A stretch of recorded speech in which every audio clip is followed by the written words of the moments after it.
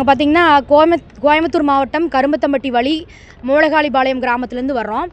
பார்த்திங்கன்னா எங்களுடைய விவசாய பூமி பார்த்திங்கன்னா 3 ஏக்கரா பூமி வந்து பார்த்திங்கன்னா உள்ளே இருக்குது. ஆனால் பார்த்திங்கன்னா ஹைகோர்ட் ஆர்டர் வந்து கொடுத்துருக்காங்க.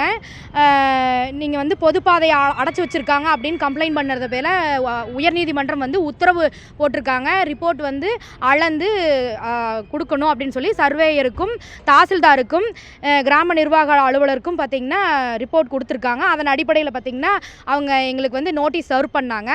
நோட்டீஸ் சர்வ் பண்ண அன்னைக்கு வந்து பார்த்திங்கன்னா வந்துட்டு அப்ஜெக்ஷன் ஆப்போசிட் பார்ட்டின்னு சொல்லிட்டு அப்ஜெக்ஷன் தெரிவித்தாங்க.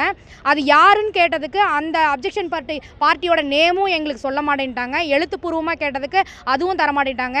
போலீஸ் ப்ரொடெக்ஷன் கேட்டதுக்கு சரி அளக்க முடியாது அப்படின்னு சொல்கிறது போலீஸ் ப்ரொடெக்ஷன் கேட்குற போது அந்த போலீஸ் ப்ரொடெக்ஷனுக்கும் ஏற்பாடு பண்ணி தரமாட்டோம் அப்படின்னு சொல்லிட்டாங்க.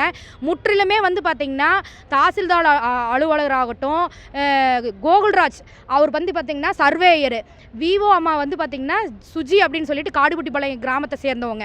இவங்க தூயமணி அப்படிங்கிறவங்கள வந்து பார்த்திங்கன்னா அரசு பணியில் இல்லாத ஒரு நபரை உள்ள அமர்த்திட்டு அவங்க வந்து பார்த்திங்கன்னா அரசு ஆவணங்களை வந்து ஆப்போசிட் பார்ட்டிக்கு என்னென்ன பண்ண முடியுமோ அத்தனையும் பண்ணுறாங்க.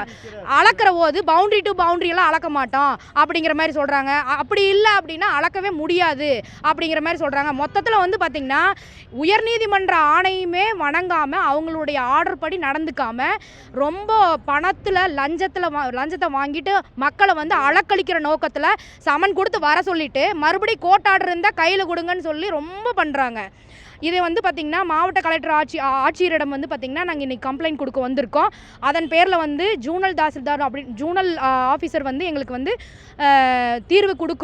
கட்டாய தீர்வு கொடுக்குறோம் அப்படின்னு சொல்லியிருக்காங்க. அதன் அடிப்படையில் நாங்கள் இந்த இடத்துலேருந்து இப்போ கலைஞ்சு போகிறோம்.